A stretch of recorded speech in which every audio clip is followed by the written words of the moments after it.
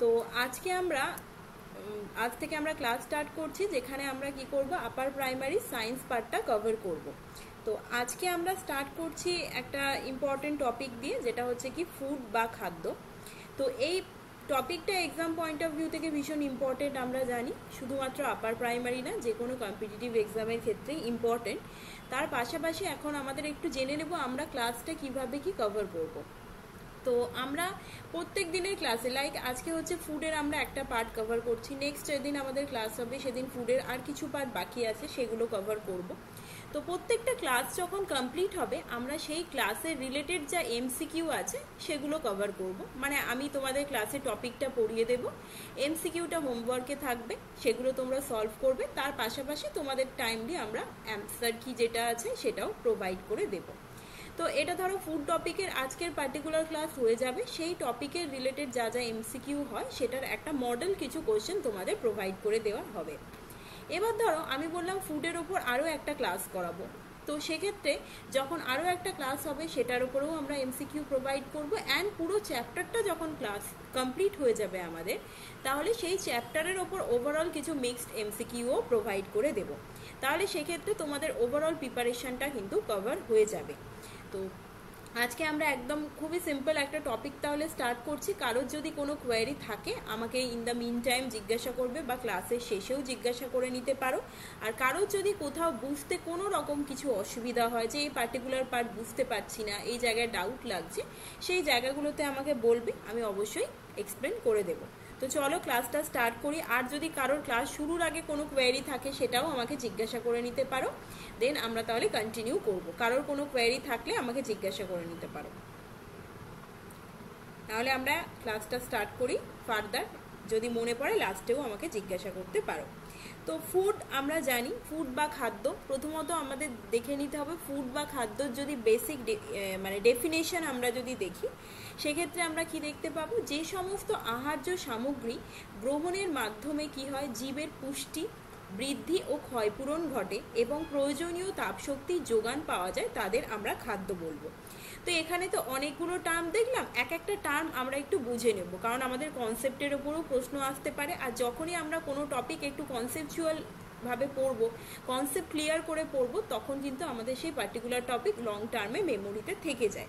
তাহলে খাদ্যের ক্ষেত্রে যদি দেখি, কিছু কিছু ইনগ্রিডিয়েন্ট বা ফুড, বা আমরা বলতে পারি সামগ্রী, যেগুলো গ্রহণ করলে কি হয়, আমাদের পুষ্টি সম্পন্ন হয়।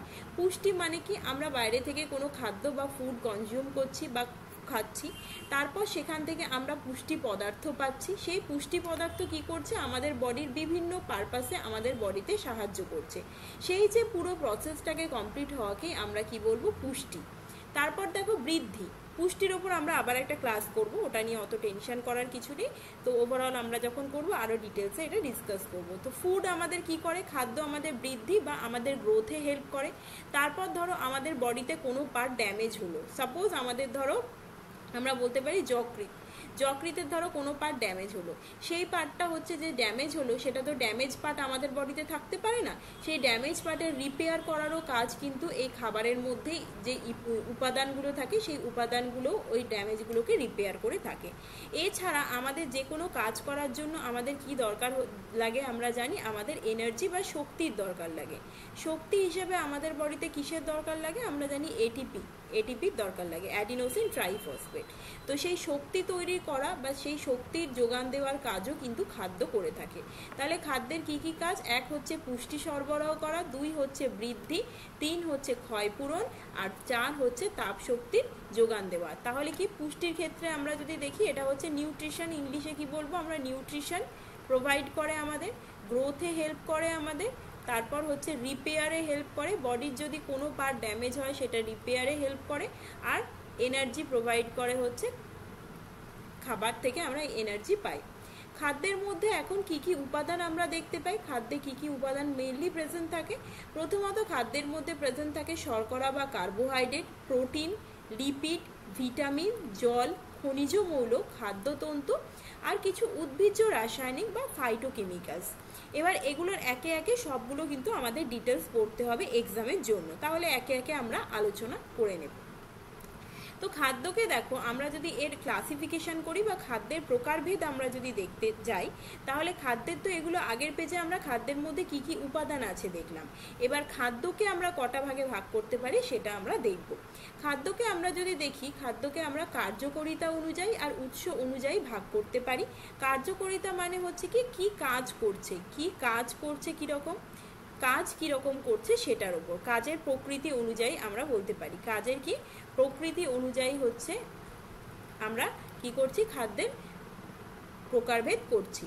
তো কাজের প্রকৃতি অনুযায়ী যদি খাদ্যের প্রকারভেদ করি, সেক্ষেত্রে আমরা দুটো খাবারের ভাগ পাই, সেটা হচ্ছে কি দেহ সংরক্ষক খাদ্য আর একটা হচ্ছে দেহ পরিপোষক খাদ্য। তাহলে কি বললাম, কাজের প্রকৃতি খাদ্যের কার্যকারিতা অনুযায়ী যদি আমরা খাদ্যের শ্রেণী বিভাগ করি, সেখানে আমরা দুটো ধরনের খাদ্য পাই, একটা হচ্ছে দেহ সংরক্ষক খাদ্য আর একটা দেহ পরিপোষক খাদ্য। তাহলে একে একে আমরা এগুলো ডিটেলস দেখব যে দেহ সংরক্ষক খাদ্য কি, দেহ পরিপোষক খাদ্য কি। তার আগে আমরা খাদ্যের আরও একটা বিভাগ হয় সেটা নিয়ে আলোচনা করব। তাহলে এখানে যদি আরও একটা ভাগ আমরা এখানে দেখি, কি দেখতে পাচ্ছি আমরা, তো এখানে উৎস অনুসারে মানে খাদ্যকে আমরা কোন উৎস থেকে পাচ্ছি সেই অনুযায়ী যদি আমরা খাদ্যের প্রকারভেদ করি, তাহলে কি প্রাকৃতিক খাদ্য, ক্রিয়াজাত খাদ্য আর সংশ্লেষিত খাদ্য। একে একে আমরা সব ডিটেলস ডিসকাস করব, তো সেটা নিয়ে আমাদের কোনো সমস্যা নেই, একে একে আমরা দেখব। তাহলে আগে কার্যকারিতা অনুযায়ী খাদ্যকে আমরা কিভাবে ভাগ করছি সেটা আলোচনা করব। তো ফার্স্ট দেখো, আমাদের যদি দেখি এখানে কার্যকারিতা অনুযায়ী যদি খাদ্যের আমরা শ্রেণীবিভাগ করি, প্রথম আমাদের কি আছে, দেহ পরিপোষক খাদ্য বা খাদ্যের মুখ্য উপাদান বা প্রক্সিমেট প্রিন্সিপাল অফ ফুড। আমাদের এক্সামের জন্য আমরা কিন্তু এই সব কটা টার্মই জেনে রাখবো। প্রথম কি জেনে রাখবো, দেহ পরিপোষক খাদ্য। দ্বিতীয় হচ্ছে একই দেহ পরিপোষক খাদ্যের আর এক নাম হচ্ছে খাদ্যের মুখ্য উপাদান। আর ইংলিশে যদি আমরা বলি, একে বলা হয় কি প্রক্সিমেট প্রিন্সিপাল অফ ফুড। তাহলে আমরা সবগুলোই কিন্তু এখানে জেনে রাখবো, এক্সামে কিন্তু আমাদের যে কোনো একটা দিয়ে দিতেই পারে। তাহলে দেহ পরিপোষক খাদ্য কোনগুলো, যে সমস্ত খাদ্য কি করে আমাদের দেহের গঠন, আমাদের বৃদ্ধি আর শক্তি উৎপাদনে সাহায্য করে, তাদেরকে আমরা কি বলবো, দেহ পরিপোষক খাদ্য বা খাদ্যের মুখ্য উপাদান। তাহলে দেহ পরিপোষক খাদ্যের আমরা কি কি মূল বৈশিষ্ট্য পেলাম।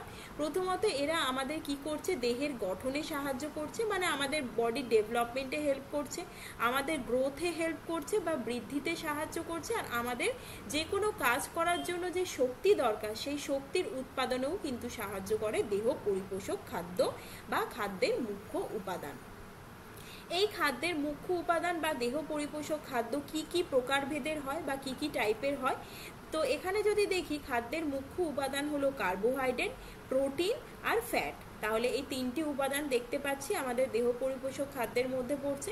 কার্বোহাইড্রেটের আমরা বাংলা নাম জানি হচ্ছে শর্করা, প্রোটিনকে আমিষ বলা হয়, ফ্যাটকে স্নেহ পদার্থ বলা হয় বা অনেক ক্ষেত্রে আমরা লিপিডও বলে থাকি। তাহলে এবার একে একে আমরা এগুলোর ডিটেলস দেখে নেব।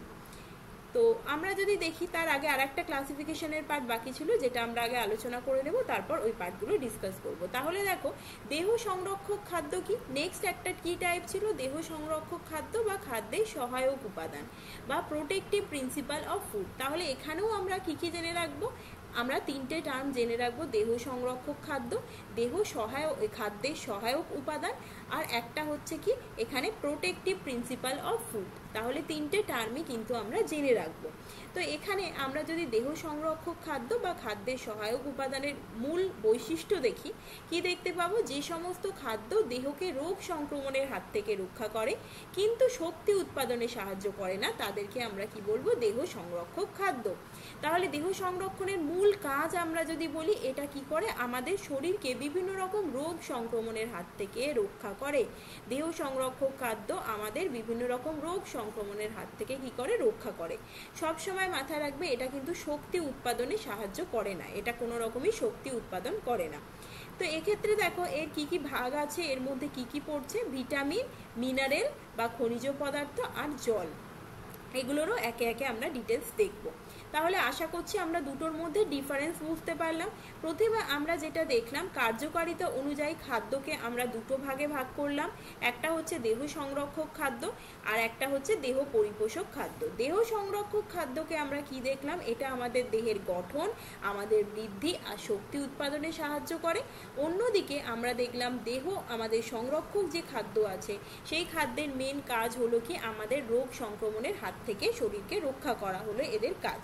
তারপর এদের আমরা যদি দেখি এদের মধ্যে কি কি খাদ্য উপাদান পড়ছে, প্রথমত পড়ছে কার্বোহাইড্রেট, প্রোটিন, ফ্যাট, আর দ্বিতীয়ত যেটা ছিল আমাদের দেহ সংরক্ষক খাদ্যের মধ্যে পড়ছে ভিটামিন, মিনারেল আর ওয়াটার। এবার একে একে আমরা ডিটেলস দেখব। তো চলো তারপরে আমরা একটু ডিটেলস দেখে নিয়ে আমরা নেক্সট ক্লাসিফিকেশনটা আসবো। তো তারপরে কি আছে, তাহলে আমরা দেখলাম খাদ্যের মুখ্য উপাদান যেগুলো, তার মধ্যে প্রথম যেটা পড়ছে শর্করা বা কার্বোহাইড্রেট। তাহলে দেখলাম শর্করা বা কার্বোহাইড্রেট একটু আগেই দেখেছি। তো এখানে দেখো শর্করা বা কার্বোহাইড্রেট যদি আমরা দেখি, ফার্স্ট অফ অল এই শর্করা বা কার্বোহাইড্রেট কি কি দিয়ে তৈরি হয়েছে পরীক্ষার জন্য খুব ইম্পর্টেন্ট, আর এর উপাদান কি কি আছে, কি উপাদানে আছে সেটা আমরা দেখব। প্রথমত শর্করা বা কার্বোহাইড্রেট কার্বন, হাইড্রোজেন আর অক্সিজেন নিয়ে গঠিত হয়েছে। তাহলে কি কি নিয়ে গঠিত হয়েছে, কার্বন, হাইড্রোজেন আর অক্সিজেন নিয়ে শর্করা বা কার্বোহাইড্রেট গঠিত হয়েছে। এর মূল কাজ হচ্ছে শক্তি উৎপাদন করা, খাবার থেকে শক্তি উৎপাদনে সাহায্য করে হচ্ছে এই শর্করা বা কার্বোহাইড্রেট। এর মধ্যে এই যে কার্বন, হাইড্রোজেন আর অক্সিজেন থাকে, সেখানে আমরা যদি দেখি এখানে হাইড্রোজেন আর অক্সিজেনের অনুপাত কিন্তু সবসময় মেনটেন থাকে, মানে সবসময় এই রেশিও হচ্ছে কি আমরা দেখতে পাচ্ছি 2:1 হয়। পরীক্ষায় কিন্তু এখান থেকেও প্রশ্ন দিতে পারে। প্রথম প্রশ্ন কি হতে পারে আমাদের, শর্করা বা কার্বোহাইড্রেট কি কি দিয়ে তৈরি হয়েছে, আমরা দেখলাম CHO মানে কার্বন, হাইড্রোজেন আর অক্সিজেন দিয়ে তৈরি হয়েছে। যেখানে হাইড্রোজেন আর অক্সিজেনের অনুপাত কিন্তু সবসময় ফিক্স থাকে, সেটা হচ্ছে 2:1 হয়ে থাকে। এবার এদের উৎস আমরা যদি দেখি, প্রথমত এখানে আসছে উদ্ভিজ্জ উৎস আর প্রাণীজ উৎস, মানে কোন কোন উৎস থেকে এই খাদ্য আমরা গ্রহণ করতে পারি। উদ্ভিজ্জ উৎস আমরা ছোট ক্লাসেই পড়েছি, চাল, গম, ভুট্টা, বাজরা, আলু, কচু, বিট, গাজর, খেজুর, আঙুর, কলা, আপেল, বেল, তরমুজ, এই সমস্ত কিছু থেকে আমরা কিন্তু এই শর্করা বা কার্বোহাইড্রেট পাই। এবার আমরা যদি নেক্সট দেখি প্রাণীজ উৎস কি, প্রাণীজ উৎসের ক্ষেত্রে যদি দেখি এখানে একটু আমাদের এক্সাম পয়েন্ট অফ ভিউ থেকে এই পার্টটা ইম্পর্টেন্ট হয়ে যাচ্ছে। তার কারণ কার্বোহাইড্রেট প্রাণীজ খাদ্যে খুব কম পরিমাণে থাকে, প্রাণীজ খাদ্যে কার্বোহাইড্রেট খুব কম পরিমাণে থাকে। যেমন দুধের মধ্যে থাকে দুগ্ধ শর্করা, পাঁঠার যকৃতে থাকে প্রাণীজ শ্বেতসার বা গ্লাইকোজেন। তাহলে দুধের মধ্যে যে শর্করা থাকে সেটাকে বলা হয় ল্যাকটোজ, এটা একটু মাথায় রাখবো। দুধের মধ্যে যে শর্করা থাকে সেটাকে বলা হয় কি, ল্যাকটোজ বলা হয়, ল্যাকটোজ থাকে। অন্যদিকে পাঁঠার যকৃতে কিছু শর্করা পাওয়া যায় যেটাকে বলা হয় কি, গ্লাইকোজেন। কি বলা হয়, গ্লাইকোজেন। এটা কিন্তু আমরা মাথায় রাখবো। তাহলে এই দুটো কিন্তু এক্সাম পয়েন্ট অফ ভিউ থেকে খুব ইম্পর্টেন্ট আমাদের জন্য হয়ে যাবে। তাহলে এই পার্টিকুলার স্লাইড থেকে কিন্তু অনেকগুলো প্রশ্ন আমাদের পরীক্ষার জন্য হতে পারে। কি কি প্রশ্ন হতে পারে, প্রথমত কার্বোহাইড্রেট বা শর্করা কি কি দিয়ে তৈরি হয়েছে, এখানে হাইড্রোজেন আর অক্সিজেনের অনুপাত কত, আর আমরা উদ্ভিজ্জ উৎস ইন জেনারেল মনে রাখতে পারি আমরা প্রাণীজ উৎসের ওপর ফোকাস করব। প্রাণীজ উৎস খাবারের মধ্যে কি কি আমাদের আছে সেগুলো আমরা দেখব। এরপর আমরা চলে যাব এই শর্করা বা কার্বোহাইড্রেটের আমাদের প্রত্যাহিক চাহিদা কত। শর্করা বা কার্বোহাইড্রেটের প্রত্যাহিক চাহিদা আমরা যদি দেখি, এখানে ফার্স্ট দেখো একজন প্রাপ্তবয়স্ক লোকের দৈনিক 400 থেকে 600 গ্রাম কার্বোহাইড্রেট জাতীয় খাদ্যের প্রয়োজন। তাহলে আমরা সবাই প্রাপ্তবয়স্ক, আমাদের ডেইলি 400 থেকে 600 গ্রাম কার্বোহাইড্রেট ডেইলি কিন্তু ইনটেক করতে হবে বা খাদ্য গ্রহণ করতে হবে। এবার আমাদের নেক্সট যদি দেখি 1 গ্রাম শর্করা যদি আমাদের শরীরে দহন হয় সেখান থেকে 4.1 কিলো ক্যালোরি তাপ শক্তি উৎপন্ন হয়। এটাও পরীক্ষার জন্য খুব ইম্পর্টেন্ট। আচ্ছা, এখানে তাপ শক্তি কিভাবে উৎপন্ন হয় আমরা একটু বুঝে নিই, আমরা পড়েওছি আগে, একবার বুঝে নিই। তো নর্মালি দেখো আমাদের শরীরে কি হচ্ছে, আমরা কার্বোহাইড্রেট খাদ্য হিসাবে গ্রহণ করছি, শরীরে কি হচ্ছে, কার্বোহাইড্রেট আমাদের শরীরে প্রবেশ করছে। কার্বোহাইড্রেট যখন আমাদের শরীরে যাচ্ছে সেই কার্বোহাইড্রেট আসলে কি দিয়ে তৈরি হয়, কার্বোহাইড্রেট তৈরি হয় গ্লুকোজ দিয়ে। এই কার্বোহাইড্রেট যখন আমাদের শরীরে যাচ্ছে সেই কার্বোহাইড্রেট ভেঙে গিয়ে তখন আমাদের শরীরে গ্লুকোজ তৈরি হচ্ছে। কি তৈরি হচ্ছে, গ্লুকোজ। এই গ্লুকোজ কি হয় আমাদের কোথায় চলে যায়, কোষের মধ্যে চলে যায়। এটা হলো আমাদের কোষ, কোষের মধ্যে গ্লুকোজ চলে যায়, ভালো করে বুঝে নেবে। কোষের মধ্যে গ্লুকোজ চলে যায় রক্তের সাহায্যে। যাওয়ার পর কি হচ্ছে, আমরা বাইরে থেকে আর একটা জিনিস নিয়ে থাকি, সেটা হচ্ছে কি অক্সিজেন। অক্সিজেন গ্যাস বাইরে থেকে নিই। এবার কোষের মধ্যে এই গ্লুকোজ আর অক্সিজেন এরা রিয়াকশান করে আমাদের শরীরে কার্বন ডাই অক্সাইড আর এটিপি তৈরি করে, কার্বন ডাই অক্সাইড আর এটিপি তৈরি করে। এই যে এটিপিটা তৈরি হলো, এটাই কিন্তু আমাদের যে কোনো রকম কাজ করার জন্য শক্তি দিয়ে থাকে। এই যে তাপ শক্তির কথা বলছি, এই তাপ শক্তি হচ্ছে এটিপি। এই যে আমরা এত কাজ করছি, এত অ্যাক্টিভিটি করছি, সব কিছু কিন্তু এই এটিপির জন্য আমাদের পসিবল হচ্ছে। আমাদের শরীরে কিন্তু এটিপি যদি না থাকতো বা এটিপির প্রোডাকশন যদি না হতো, আমরা কোনো রকম কাজ করতে পারতাম না। নর্মালি ভাবো না, যে কোনো আমরা যদি দেখি আমাদের যে কোনো যানবাহনের কথাই ভাবো, তাকে যদি আমরা প্রপার শক্তি না দিই বা তার যদি আমরা প্রপার সোর্স না প্রোভাইড করি, এনার্জি সোর্স যদি না দিই, তাহলে কিন্তু সে কখনোই পারফর্ম করতে পারবে না, সে এক জায়গা থেকে আরেক জায়গায় যেতে পারবে না। সেরকমভাবে আমরাও তো যন্ত্রেরই মতো ইন জেনারেল যদি বলা যায়, তাহলে আমাদেরও কিন্তু শক্তির দরকার যে কোনো রকম কাজ করার জন্য। তাহলে সেই শক্তি আমরা কিভাবে পাই, আমরা বাইরে থেকে খাবার নিচ্ছি, কার্বোহাইড্রেট। কার্বোহাইড্রেট যখন আমাদের শরীরে প্রবেশ করছে, সেই কার্বোহাইড্রেট ভেঙে আমাদের গ্লুকোজ তৈরি হচ্ছে। গ্লুকোজ তৈরি হওয়ার পর সেই গ্লুকোজ আমাদের কোথায় চলে যাচ্ছে, কোষের মধ্যে চলে যাচ্ছে। কোষের মধ্যে যাওয়ার পর কোষের মধ্যে আমরা বাইরে থেকে অক্সিজেন যেটা নিচ্ছি সেটাও প্রবেশ করছে, করার পর কোষের মধ্যে একটা বিক্রিয়া হচ্ছে। সেই বিক্রিয়াতে আমাদের কার্বন ডাই অক্সাইড আর এটিপি তৈরি হচ্ছে। সেই এটিপি আমাদের কি করছে, শক্তির উৎস আমরা বলতে পারি। এই এটিপি হচ্ছে আমাদের শক্তির উৎস হিসেবে কাজ করে। তাহলে দেখো, কেউ যদি এই ইভিনিংয়েই ধরো কেউ যদি 1 গ্রাম শর্করা গ্রহণ করে থাকে, তাহলে তার বডিতে কত হবে, 4.1 কিলো ক্যালোরি শক্তি তৈরি হবে। তারপর দেখো নেক্সট আমরা যদি দেখি, নেক্সট আমরা যদি দেখি দেহ গঠনের জন্য খাদ্য থেকে যেসব শর্করা আমরা ব্যবহার করি, তো সেগুলো হচ্ছে দুটো রকমের শর্করা আমরা প্রধানত ব্যবহার করি। প্রথমত হচ্ছে আমরা যে খাবার গ্রহণ করি তার মধ্যে দুটো রকমের শর্করা থাকে, একটা হচ্ছে গ্লুকোজ থাকতে পারে আর একটা হচ্ছে স্টার্চ বা শ্বেতসার থাকতে পারে। তো এই গ্লুকোজ যদি দেখি, মেইনলি এই গ্লুকোজগুলো একসাথে জুড়েই কিন্তু স্টার্চ বা শ্বেতসার তৈরি করে থাকে। তো এবার দেখো, ইন জেনারেল মেইনলি এই শ্বেতসার বা স্টার্চ যদি বলো, সেগুলো মেইনলি হচ্ছে একই জিনিস। গ্লুকোজ যখন আমাদের শরীরে যদি দেখি, মেইনলি এই স্টার্চ বা শ্বেতসার আমাদের শরীরে প্রবেশ করছে খাবারের মাধ্যমে। যেমন আমাদের ভাতের মধ্যে স্টার্চ বা শ্বেতসার আছে, তারপর আমরা সবজি যেগুলো খাই তার মধ্যেও স্টার্চ থাকে। এগুলো কি হয়, আমাদের শরীরের মধ্যে গিয়ে ভেঙে গিয়ে গ্লুকোজ তৈরি করে। এখানে পরীক্ষায় কি প্রশ্ন আসতে পারে, স্টার্চ তৈরি হয় কি দিয়ে? তো এখানে দেখতে পাচ্ছি অনেকগুলো গ্লুকোজ অণু জুড়ে শ্বেতসার বা স্টার্চ তৈরি হয়। এবার নেক্সট দেখো, প্রাণীজ প্রোটিন গ্রহণ না করে কেবল শ্বেতসার জাতীয় খাদ্যও যদি মানুষ গ্রহণ করে, তাহলেও কিন্তু মানুষের কোনো দিন সমস্যা হয় না, বহুদিন বেঁচে থাকতে পারে। সেই জন্য শ্বেতসার জাতীয় খাদ্যকে বলা হয় প্রোটিন বাঁচোয়া খাদ্য। কোনো মানুষ যদি প্রোটিন না খায়, এরকম তো আমাদের আশেপাশে অনেকেই আছে যারা মাছ, মাংস, ডিম খায় না, তারা যদি শুধুমাত্র এই কার্বোহাইড্রেট খায়, তারাও কিন্তু বহুদিন বেঁচে থাকতে পারে। তার কারণ এই প্রোটিনের কাজটা শ্বেতসার বা স্টার্চ করে দেয়, বা আমরা বলতে পারি শর্করা জাতীয় খাবার করে দেয়। সেক্ষেত্রে এই রকম কাজ যেহেতু মেইনলি শ্বেতসার, যেহেতু যদি দেখি আমরা কেউ যদি শ্বেতসার জাতীয় খাবার খায়, প্রোটিন না খায়, অনেক দিন তাও বেঁচে থাকতে পারে। সেই কারণে আমরা শ্বেতসারকে বলে থাকি প্রোটিন বাঁচোয়া খাদ্য। এই স্লাইড থেকে আমাদের এক্সাম পয়েন্ট অফ ভিউ থেকে অনেকগুলো প্রশ্ন আসতে পারে। প্রথমত হচ্ছে আমাদের কতটা দৈনিক কার্বোহাইড্রেটের চাহিদা আছে। দ্বিতীয়ত হচ্ছে আমাদের 1 গ্রাম কার্বোহাইড্রেট থেকে কতটা তাপ শক্তি তৈরি হয়। তৃতীয়ত হচ্ছে আমাদের যে শ্বেতসার সেটা কি দিয়ে তৈরি হয়েছে। চতুর্থ হচ্ছে প্রোটিন বাঁচোয়া খাদ্য কাকে বলা হয়। আশা করছি বোঝা গেল। এরপরে আমরা দেখব যে শ্বেতসার মানুষের শরীরে কিভাবে কাজ করে। তো প্রথমত দেখো, একটু আগেই এক্সপ্লেন করেছি যে আমাদের শরীরে শক্তি সরবরাহ করতে সাহায্য করে শ্বেতসার বা শর্করা।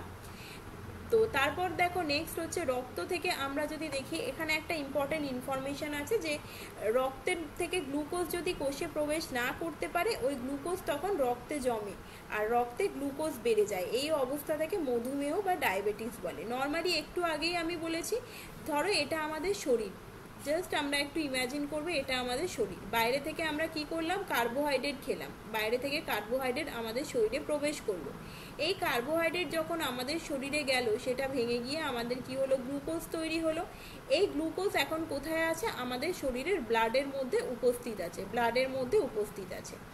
এরপর এই গ্লুকোজকে ব্লাড থেকে কোথায় যেতে হবে, আমাদের কোষের মধ্যে যেতে হবে। এটা হলো আমাদের সেল, বা আমরা বলতে পারি এটা হলো আমাদের কোষ। আমাদের কোষের মধ্যে প্রবেশ করতে হবে। এবার অনেকের ক্ষেত্রে কি সমস্যা দেখা যায়, এই গ্লুকোজ রক্তের মধ্যেই ভেসে বেড়ায়, কখনো হচ্ছে কোষের মধ্যে সঠিকভাবে সঠিক সময়ে পৌঁছতে পারে না। তার কারণ তাদের হচ্ছে বিভিন্ন রকম উৎসেচক মানে হরমোনজনিত সমস্যা থাকে। সেই কারণে কি হয়, এদের ক্ষেত্রে দেখা যায় রক্তের মধ্যেই গ্লুকোজ উপস্থিত থাকে, কখনো কিন্তু কোষের মধ্যে সঠিক সময়ে প্রবেশ করতে পারে না, বা প্রবেশ করলেও খুব অল্প পরিমাণ গ্লুকোজ কোষের মধ্যে প্রবেশ করতে পারে। তো সেই কারণে এই সমস্ত ব্যক্তি যাদের দেখা যাচ্ছে যে গ্লুকোজ রক্তের কোষের মধ্যে প্রবেশ করতে পারে না, রক্তের মধ্যে থাকে, তাদের ক্ষেত্রে যেটা দেখা যায়, একটা রোগ দেখা যায় যেটাকে আমরা বলবো কি মধুমেহ বা ডায়াবেটিস। আমরা জানি আমাদের আশেপাশে অনেকেরই আছে মধুমেহ বা ডায়াবেটিস রোগ। তো এই কারণেই কিন্তু মধুমেহ বা ডায়াবেটিস রোগ আমরা দেখতে পাই। তাহলে পরীক্ষার জন্য আমাদের এখানে ইম্পর্টেন্ট এই পয়েন্টটা হয়ে যাচ্ছে, মধুমেহ বা ডায়াবেটিস রোগ কখন বা কেন হয়। তো আশা করছি আমাদের এই যে পার্টিকুলার পার্ট শর্করা বা কার্বোহাইড্রেট, এখান থেকে আমি অনেক কিছু ডিটেলসে বললাম, যতটা এক্সামের জন্য দরকার হতে পারে ততটা কিন্তু খুব ভালোভাবে সবাই রিভাইজ করে নেবে। এরপর আমরা আসবো প্রোটিন। প্রোটিনের ক্ষেত্রে আমরা যদি দেখি, প্রোটিন কী কী দিয়ে তৈরি হয়েছে, এটা কার্বন, হাইড্রোজেন, অক্সিজেন আর নাইট্রোজেন দিয়ে তৈরি হয়েছে। এই কার্বন, হাইড্রোজেন, অক্সিজেন আর নাইট্রোজেন প্রথমে জয়েন হয়ে অ্যামাইনো অ্যাসিড তৈরি হয়েছে। তারপর অ্যামাইনো অ্যাসিডগুলো জয়েন হয়ে কি তৈরি করেছে, প্রোটিন তৈরি করেছে। তো এরকমভাবে বলার থেকে আমরা একটু নিজেদের মতো করে বুঝে নিই। দেখো, এটা হলো কি কার্বন, কার্বনকে আমরা সি দিয়ে লিখে থাকি কার্বন। তারপর হচ্ছে হাইড্রোজেন, এর সাথে যুক্ত হয়েছে হাইড্রোজেন, আমরা এইচ দিয়ে লিখলাম হাইড্রোজেন। তারপর অক্সিজেন, তারপর হচ্ছে নাইট্রোজেন। এই সব কটা মিলে কি তৈরি করেছে, এই সব কটা মিলে তৈরি করেছে অ্যামাইনো অ্যাসিড। কি তৈরি করেছে, অ্যামিনো অ্যাসিড বা অ্যামাইনো অ্যাসিডও বলা হয়। সব কটা মিলে তৈরি করেছে অ্যামাইনো অ্যাসিড। এরকম অসংখ্য এরকম ছোট ছোট অ্যামাইনো অ্যাসিড তৈরি হয়েছে। সেই অ্যামাইনো অ্যাসিডগুলো এবার কি করেছে, একে অন্যের সাথে জয়েন করেছে, একে অন্যের সাথে এরকমভাবে জয়েন করেছে, করে এরা কি তৈরি করে দেয়, এরা তৈরি করে দেয় প্রোটিন তৈরি করে দেয়। প্রোটিন তৈরি করে দেয়, কি তৈরি করে, প্রোটিন তৈরি করে। তো এখানে অ্যামাইনো অ্যাসিড যেগুলো আছে, সেই অ্যামাইনো অ্যাসিডগুলোকে আমরা বলবো, এক একটা অ্যামাইনো অ্যাসিডকে আমরা কি বলবো, মোনোমার। কি বলবো, মোনোমার। এবার অনেকগুলো অ্যামাইনো অ্যাসিড যখন জয়েন হয়ে যাবে তখন তাকে বলবো আমরা কি, পলিমার। ঠিক আছে, পলিমার বলবো। তাহলে এখানে এই পুরো পার্টটাতে একই লেখা আছে যে কিভাবে এখানে তৈরি হয়েছে প্রোটিন। আশা করছি এটা আমরা বুঝতে পারলাম। এবার উদ্ভিজ্জ উৎস আর প্রাণীজ উৎস। তো উদ্ভিজ্জ উৎস দেখো, ডাল, গম, সয়াবিন, তারপর বরবটি, বিনস, রসুন, লবঙ্গ, এলাচ, ধনে, হলুদ, এগুলোতে কিন্তু আমরা প্রোটিন পেয়ে থাকি। এবার দেখো, এই পার্টগুলো কিন্তু খুব ইউনিক, এগুলোও যে হালকা অল্প অ্যামাউন্ট অফ প্রোটিন সোর্স আছে সেগুলো কিন্তু সবাই ভাববে না। দ্যাটস ওয়াই এই পার্টগুলো কিন্তু ইগনোর করবে না, তার কারণ এটা ওয়েস্ট বেঙ্গল গভর্নমেন্টের সিলেবাসেও এই যে এক্সাম্পলগুলো পড়ানো হয়। এখানে এনসিআরটিতেও কিছু কিছু ক্ষেত্রে তুমি এই এক্সাম্পলগুলো পাবে, সেই জন্য আমরা এগুলোতে কিন্তু স্কিপ করতে পারবো না, এগুলো পড়বে। কারণ আমরা যদি হায়ার ক্লাসের ক্ষেত্রে দেখি এক্সাম্পল, আমরা আরও অনেক ব্রডার সেন্সে এক্সাম্পলগুলো দেখি, বাট তোমরা যেহেতু আপার প্রাইমারির ক্ষেত্রে আমরা যদি দেখি, সেক্ষেত্রে কিন্তু আমাদের এই পার্টগুলো খুব ভালোভাবে দেখতে হবে, যেগুলো ধরো গভর্নমেন্টের বইতে পড়ানো হয় বা এনসিআরটিতে পড়ানো হয়। এবার প্রাণীজ উৎস আমরা যদি দেখি, মাছ, মাংস, ডিম, ছানা, পনির, এগুলোর মধ্যে পাই। তো এই পার্টিকুলার স্লাইড থেকে আমরা যদি দেখি প্রোটিন কিভাবে তৈরি হয়েছে সেটা খুব ইম্পর্টেন্ট। যেমন কার্বন, হাইড্রোজেন, অক্সিজেন, নাইট্রোজেন প্রথমে জয়েন হয়ে অ্যামাইনো অ্যাসিড তৈরি করেছে, অ্যামাইনো অ্যাসিডগুলো জয়েন করে প্রোটিন তৈরি করেছে। এরপর আমাদের দেখব, আমাদের ক্ষেত্রে যদি দেখি, আমাদের দেহে বিভিন্ন জায়গায় বিভিন্ন ধরনের প্রোটিন দেখা যায়। এখান থেকে কিন্তু পরীক্ষায় আমাদের প্রশ্ন আসতে পারে। তো তো এক্ষেত্রে আমরা যদি দেখি আমাদের শরীরে কোথায় কি প্রোটিন পাওয়া যায়, আমাদের চুল বা নখে যে প্রোটিন পাওয়া যায় সেটাকে বলা হয় কি কেরাটিন। আমাদের চুল নখে যে প্রোটিনটা আমরা পাই সেটাকে বলা হয় কেরাটিন প্রোটিন। আমাদের পেশিতে উপস্থিত থাকে অ্যাক্টিন মায়োসিন প্রোটিন। আমাদের লোহিত রক্তকণিকায় থাকে হিমোগ্লোবিন প্রোটিন। আমাদের রক্তের প্লাজমাতে থাকে গ্লোবিউলিন ফাইব্রিনোজেন প্রোটিন। আমাদের অস্থি টেন্ডন লিগামেন্টে থাকে কোলাজেন নামক প্রোটিন। তাহলে এই সব কটা কিন্তু আমরা খুব ভালোভাবে মুখস্থ করব, এখানে তো আর বোঝানোর কিছু আলাদাভাবে নেই, আমাদের এটা পুরোটাই কিন্তু মুখস্থ করতে হবে যে কোথায় কি প্রোটিন উপস্থিত থাকে। আমাদের পরীক্ষায় দিয়ে দিতেই পারে আমাদের পেশিতে কি প্রোটিন উপস্থিত থাকে, আমাদের রক্তের প্লাজমায় কি প্রোটিন উপস্থিত থাকে, তাহলে আমাদের সেইভাবে কিন্তু এখানে পড়তে হবে। এবার প্রত্যেক দিনের চাহিদা আমাদের কতটা, একটু আগে যেরকম আমরা কার্বোহাইড্রেটের ক্ষেত্রে দেখো এখানে আলোচনা করেছিলাম যে আমাদের প্রত্যাহিক চাহিদা কতটা, সেমভাবে আমরা প্রোটিনের ক্ষেত্রে দেখব আমাদের প্রত্যাহিক চাহিদা কত। তাহলে একজন প্রাপ্তবয়স্ক, আমরা সবাই প্রাপ্তবয়স্ক, তো আমাদের প্রত্যেক দিনের প্রোটিনের চাহিদা হচ্ছে 100 থেকে 150 গ্রাম। এবার 1 গ্রাম প্রোটিন যদি কেউ খায় সেখান থেকে 4.1 কিলো ক্যালোরি তাপশক্তি উৎপন্ন হবে। তো এখানে কিভাবে তাপশক্তি উৎপন্ন হয়, একটু আগে তো তাপশক্তি উৎপাদনের ব্যাপারটা আমি বুঝিয়েছি কার্বোহাইড্রেট দিয়ে, তাহলে প্রোটিনের ক্ষেত্রে কীরকম হয়, তাহলে দেখো আমরা বাইরে থেকে ধরো প্রোটিন জাতীয় খাবার গ্রহণ করছি, সেই প্রোটিন জাতীয় খাবার আমাদের শরীরে যাওয়ার পর সেটা কিসে ভেঙে যায়, সেটা ভেঙে গিয়ে অ্যামাইনো অ্যাসিড তৈরি করে। প্রোটিন জাতীয় খাবার আমাদের শরীরে গিয়ে ভেঙে গিয়ে অ্যামাইনো অ্যাসিড তৈরি করে। এই অ্যামাইনো অ্যাসিড থেকে আবার তৈরি হয়ে যায় গ্লুকোজ, এই অ্যামাইনো অ্যাসিড থেকে আবার তৈরি হয় গ্লুকোজ।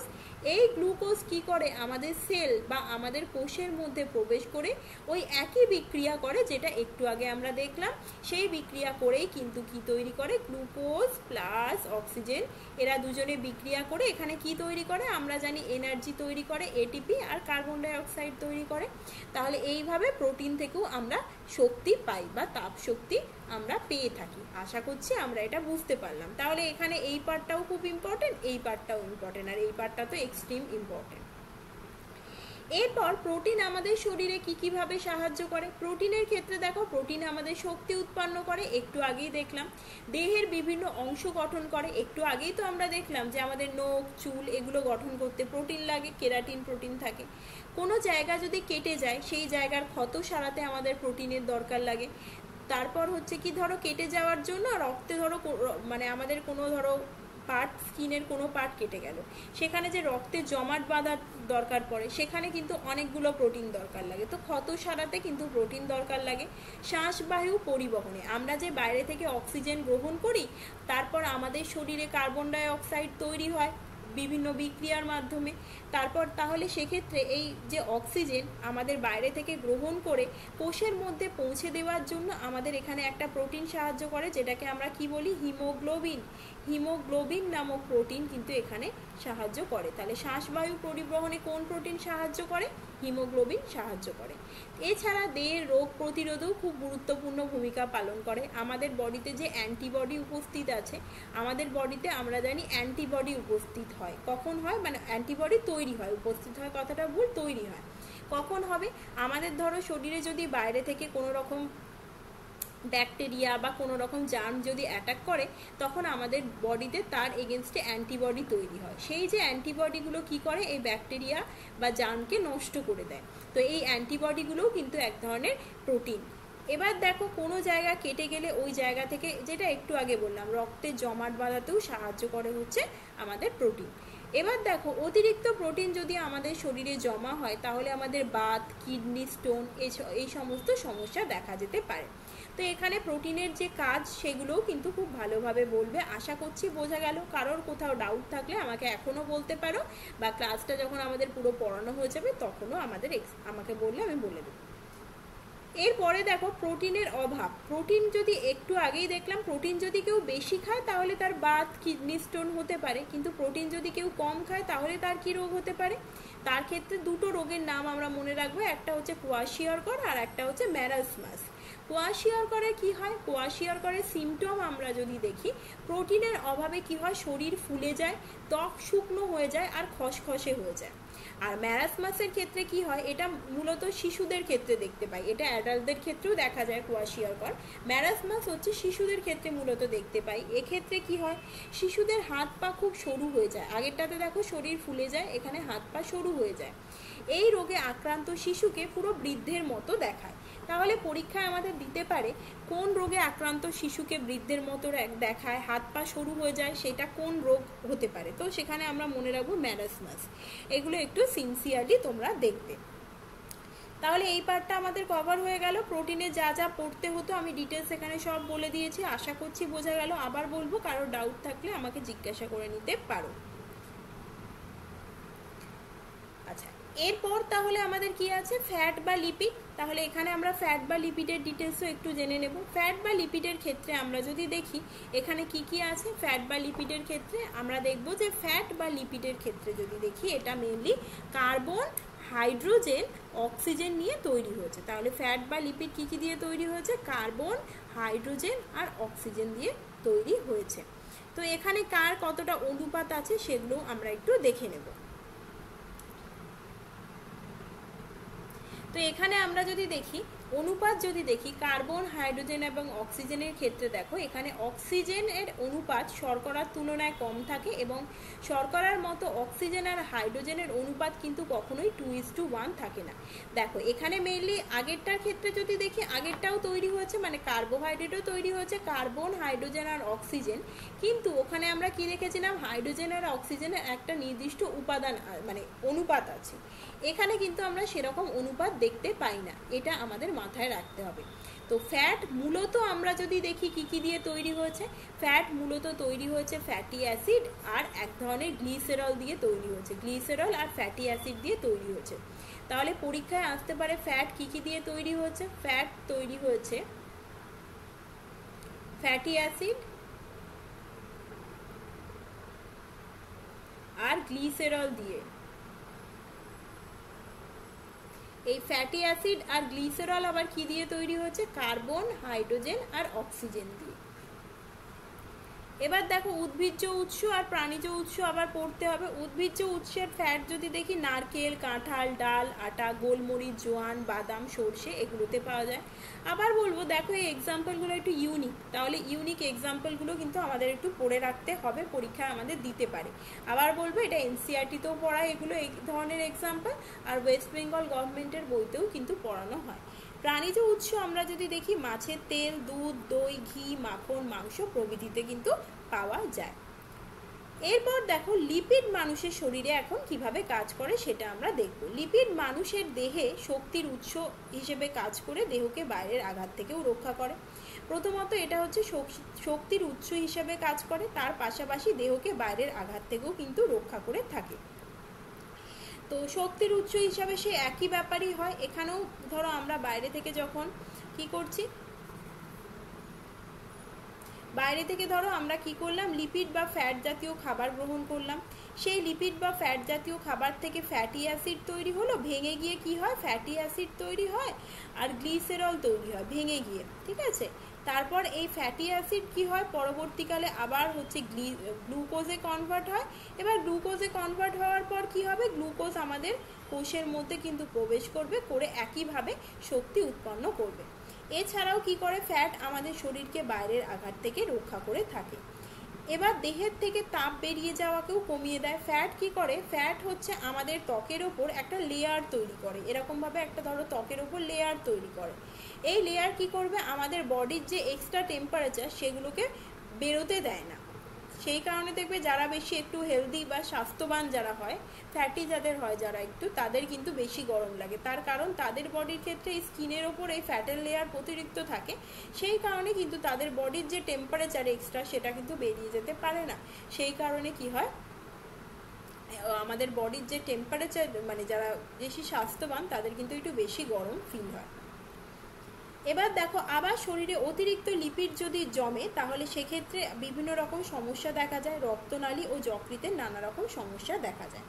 এবার আমাদের নেক্সট যদি দেখি, আমাদের প্রত্যেক দিন কতটা লিপিড খেতে হবে বা ফ্যাট জাতীয় খাবার খেতে হবে, 50 থেকে 100 গ্রাম খেতে হবে। 50 থেকে 100 গ্রাম ফ্যাট জাতীয় খাবার আমাদের খেতে হবে।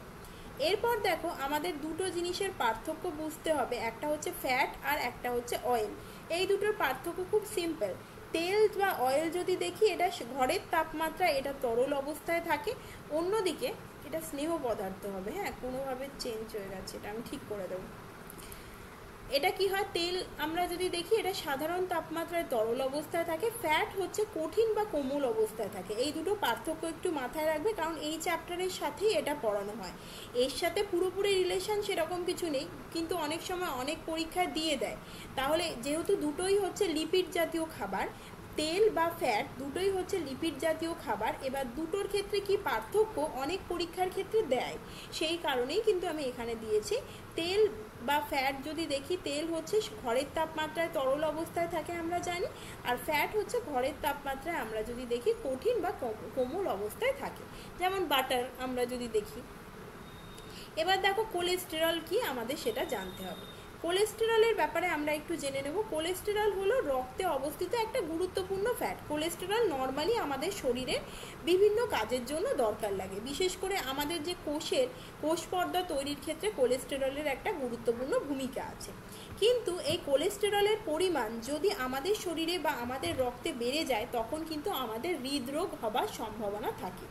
তাহলে কি লেখা আছে দেখব। কোলেস্টেরল হলো মানুষের রক্তে অবস্থিত একটি গুরুত্বপূর্ণ ফ্যাট। প্রতি 100 ml রক্তে কোলেস্টেরলের স্বাভাবিক পরিমাণ 150 থেকে 250 মিলিগ্রাম। এবার যদি কোনো কারণে আমাদের শরীরে এই কোলেস্টেরলের পরিমাণ বেড়ে যায়, তাহলে কিন্তু আমাদের কি হয়, হৃদরোগের সম্ভাবনা থাকে। তার কারণ দেখো, আমাদের তো রক্তনালী দিয়ে রক্তের প্রবাহ হয়। এবার কোলেস্টেরল যদি অতিরিক্ত আমাদের শরীরে জমে যায়, তখন কি হয়, এরা রক্তনালীর এই যে রাস্তাগুলোকে বন্ধ করে দেয়, রক্তনালীর রাস্তাগুলোকে বন্ধ করে দেয়। তার ফলে রক্ত আমাদের শরীরের বিভিন্ন জায়গায় সঠিক পরিমাণে পৌঁছতে পারে না, তখন কি হয়, আমাদের হৃদরোগ হবার সম্ভাবনা থাকে। তাহলে এখানে পরীক্ষার জন্য ইম্পর্টেন্ট কি হয়ে যাচ্ছে, প্রতি 100 ml রক্তে কতটা কোলেস্টেরল দরকার, এটা কিন্তু পরীক্ষার জন্য খুব ইম্পর্টেন্ট। আচ্ছা, এরপর আমাদের যেটা আছে, তাহলে এই পার্টে আমরা কি কভার করলাম আমরা এতক্ষণে দেখলাম যে আমাদের দেহ পরিপোষক খাদ্য বা খাদ্যের মুখ্য উপাদানগুলো আলোচনা করে নিয়েছি। এরপর আমরা কি আলোচনা করব, খাদ্যের গৌণ উপাদান যেগুলো আছে বা দেহ সংরক্ষক খাদ্য। দেহ সংরক্ষক খাদ্যের মধ্যে প্রথমে আমাদের ভিটামিন আছে, বাট ভিটামিন আমাদের আজকের ক্লাসে পড়বো না। তার কারণ হচ্ছে ভিটামিন যে পার্টটা আমরা পড়বো, সেই পার্টটা হচ্ছে কি আমাদের অনেক কিছু ওখানে পড়ার আছে। ওটার জন্য আমরা একটা সেপারেট ক্লাস করব, সেখানে আমরা ভিটামিন নিয়ে আলোচনা করব। আজকের ক্লাসে আমরা কি করব, আমরা শুধুমাত্র এই খনিজ মৌল আর হচ্ছে জল বা ফাইটোকেমিক্যাল যেগুলো আছে সেগুলো নিয়ে একটু আধটু আলোচনা করব। ভিটামিনের ওপর আমরা কিন্তু নেক্সট একটা আলাদা ক্লাস করে ডিটেলসে ডিসকাস করব। তো এখানে দেখো, আমাদের দেহে সংরক্ষক খাদ্যের মধ্যে একটা ইম্পর্ট্যান্ট হচ্ছে কি, আমরা দেখেছিলাম খনিজ মৌল। তো সেই খনিজ মৌলকে আমরা যদি দেখি, আমাদের কি কি খনিজ মৌল শরীরে গুরুত্বপূর্ণ ভূমিকা পালন করে, তাদের নাম আর কাজ দেখব। প্রথমত দেখো, সোডিয়াম হলো একটা গুরুত্বপূর্ণ খনিজ মৌল। এটা কি করে, আমাদের দেহে জলের পরিমাণ নির্দিষ্ট রাখে। আমাদের শরীর থেকে জল বেরিয়ে যেতে দেয় না, মানে অতিরিক্ত জল বেরিয়ে যেতে দেয় না। যতটুকু ইউরিনেশনের জন্য আমাদের বা মূত্রের মাধ্যমে যতটুকু বেরোনোর দরকার ততটুকু বের করে, বাকিটা কিন্তু বেরোতে দেয় না, আমাদের শরীরকে প্রোটেকশনের কাজ করে। এরপরে দেখো ক্যালসিয়াম, আমাদের পেশির সংকোচন প্রসারণকে স্বাভাবিক রাখার কাজ করে ক্যালসিয়াম আমাদের রক্তের জমাট বাঁধতেও সাহায্য করে। আয়রন কি করে, অক্সিজেন পরিবহনে সাহায্য করে। আমরা একটু আগে হিমোগ্লোবিনের কথা দেখলাম, হিমোগ্লোবিনের মধ্যেই কিন্তু আয়রন থাকে। যেহেতু হিমোগ্লোবিন কি করছে, আমরা দেখলাম যে অক্সিজেন পরিবহন করে, তাহলে যেহেতু আয়রন এর মধ্যে উপস্থিত আছে, তাহলে আয়রনও হচ্ছে অক্সিজেন পরিবহনে সাহায্য করে। এবার দেখো ক্যালসিয়াম, ফসফরাস, ম্যাগনেসিয়াম এটা দাঁত ও হাড় গঠনে সাহায্য করে। আয়োডিন আমাদের কি করে, মানসিক বৃদ্ধি ও বুদ্ধি নিয়ন্ত্রণে সাহায্য করে। আর জিঙ্ক হচ্ছে কি করে, মস্তিষ্কের গঠন, রক্তের শর্করার পরিমাণ ঠিক রাখা, এই সমস্ত কাজগুলো কিন্তু জিঙ্ক করে থাকে। আশা করছি খনিজ মৌলের কনসেপ্টটা আমাদের কাছে ক্লিয়ার হলো।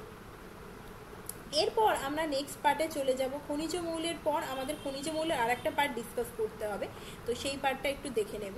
তো খনিজ মৌলের ক্ষেত্রে আমাদের কোন কোন খাদ্যে কি কি খনিজ মৌল থাকে, সেগুলো একটু আমরা বেসিকটুকু আলোচনা করব।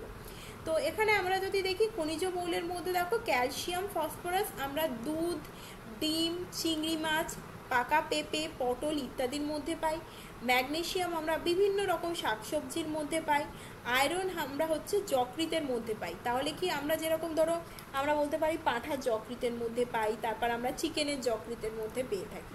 চিংড়ি মাছ, তারপর আমলকি, শসা, চিচিঙ্গা এগুলোর মধ্যে আয়রন থাকে। সোডিয়াম হচ্ছে নুন, তারপর পানীয় জলে থাকে। আয়োডিন হচ্ছে নুনে থাকে আমরা জানি। জিঙ্ক হচ্ছে শাকসবজির মধ্যে থাকে। এর পরের যে পার্টটা আমাদের আছে সেই পার্টটা হচ্ছে খাদ্যতন্তু। এটাও কিন্তু আমাদের দেহ সংরক্ষক খাদ্যের মধ্যে পড়ছে।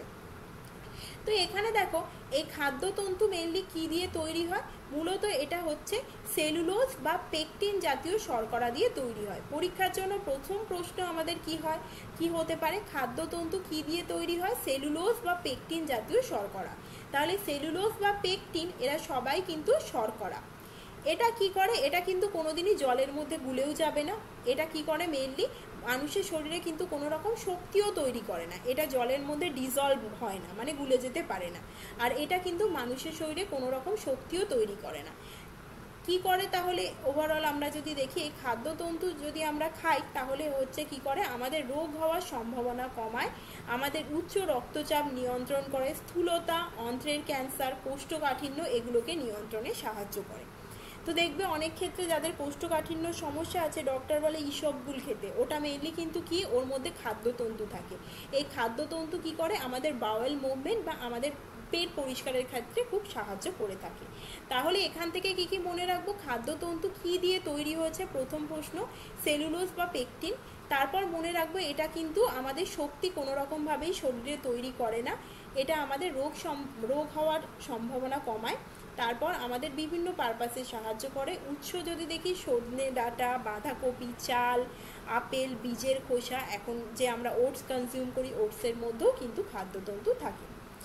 এরপরে আমাদের কি আছে? এরপরে হচ্ছে আমাদের ফাইটোকেমিক্যালস বা উদ্ভিজ্জ রাসায়নিক পদার্থ। এগুলোও হচ্ছে আমরা যদি দেখি ফাইটোকেমিক্যালস বা উদ্ভিজ্জ রাসায়নিক পদার্থ হচ্ছে কি আমাদের দেহ সংরক্ষক খাদ্যই আমরা বলতে পারি। তার কারণ কি?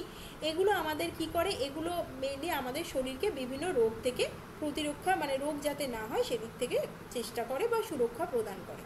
ফাইটোকেমিক্যালস বা উদ্ভিজ্জ রাসায়নিক, উদ্ভিদজাত মানে খাদ্য মূলত এই রাসায়নিকের জন্যই রঙিন হয়। মানে যে কোনো আমরা দেখতে পাই যে বিভিন্ন রকম, যেমন গাজরের কালার হচ্ছে অরেঞ্জ কেন হয়? সেটা হচ্ছে ফাইটোকেমিক্যালের জন্য হয়ে থাকে।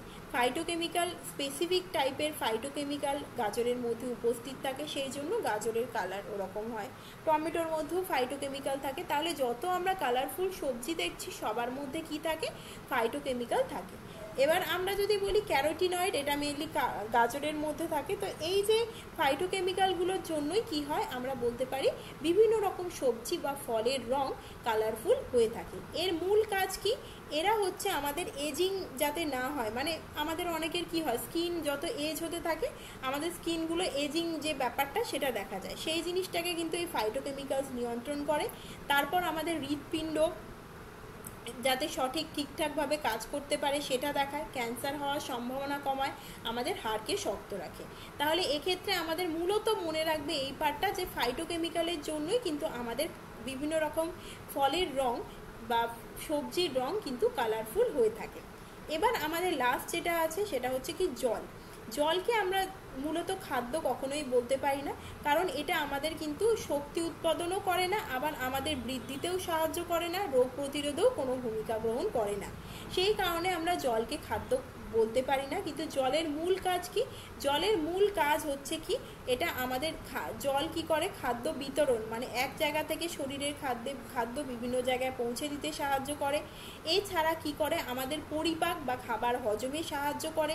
এছাড়া আমাদের জলের মাধ্যমে বিভিন্ন লবণ বা খনিজ লবণ আমাদের শরীরে প্রবেশ করে। তো এই সমস্তই হচ্ছে জলের গুরুত্বপূর্ণ কাজ। তাহলে এইগুলো গেল আমাদের ওভারঅল। শুরুর থেকে আমরা যে ক্লাসিফিকেশানগুলো দেখছিলাম সেগুলো আমরা ডিটেলসে পুরোটা পড়ে ফেললাম। যেখানে আমরা কি দেখলাম? আমরা দেখো দেহ সংরক্ষক খাদ্যের মধ্যে যা যা পড়েছি সমস্ত কিছু ডিটেলস পড়েছি, দেহ পরিপোষকও পড়েছি। বাট এখানে আমাদের শুধু ভিটামিন পার্টটা আমি বললাম কি বাকি থাকছে, তার কারণ ভিটামিনটা আমরা একটু ডিটেলসে পড়বো। ভিটামিন থেকে অনেক জায়গা থেকে প্রশ্ন আসতে পারে। তো তো এটা আমরা নেক্সট দিনের ক্লাসে কভার করব। এবার দেখো উৎস অনুসারে যে ভাগটা ছিল সেটা নিয়ে আমরা আলোচনা করব। উৎস অনুসারে যদি খাদ্যকে দেখি আমরা, সেখানে প্রাকৃতিক খাদ্য, ক্রিয়াজাত খাদ্য আর সংশ্লেষিত খাদ্য, এই কটা ভাগে আমরা ভাগ করতে পারি। প্রাকৃতিক খাদ্য কি, যেগুলো আমরা সরাসরি প্রকৃতি থেকে পেয়ে থাকি, যেমন আম, তারপর বিভিন্ন রকম সবজি যেগুলো আমরা ডেইলি খেয়ে থাকি, সেগুলো হচ্ছে কি প্রাকৃতিক খাদ্য, নাম থেকেই বুঝতে পারছি। ক্রিয়াজাত খাদ্য কি, ক্রিয়াজাত খাদ্য হচ্ছে সেই খাদ্যগুলো যেগুলো আমরা প্রকৃতি থেকে যে উপাদান পাচ্ছি সেগুলোকে কোনো রকমভাবে মডিফাই করছি, করে আবার অন্যরকম কিছু একটু খাবার বানাচ্ছি। যেমন জ্যাম আর জেলি, জ্যাম জেলির ক্ষেত্রে দেখো আমরা বিভিন্ন রকম প্রাকৃতিক উপাদানই এখানে ব্যবহার করি, তার সাথে সাথে কিছু কৃত্রিম উপাদানও ব্যবহার করে দিই। যেমন ধরো জ্যামের মধ্যে আমরা অ্যাড করি হচ্ছে বিভিন্ন রকম প্রিজারভেটিভ, তো এই প্রিজারভেটিভগুলো অ্যাড করার জন্যই কিন্তু এটা ক্রিয়াজাত খাদ্যে পরিণত হচ্ছে। এরপর সংশ্লেষিত খাদ্য কি, যেগুলো একেবারে কৃত্রিম উপায়ে তৈরি করা হয়, যেমন কোল্ড ড্রিঙ্কস। কোল্ড ড্রিঙ্কসে দেখো প্রাকৃতিক উপাদান কিছুই নেই, শুধুমাত্র কিন্তু কৃত্রিম সমস্ত উপাদান থাকে, সেই জন্য একে সংশ্লেষিত খাদ্য বলা হয়। এবার দেখো কারোর কোনো ডাউট থাকলে আমাকে একে একে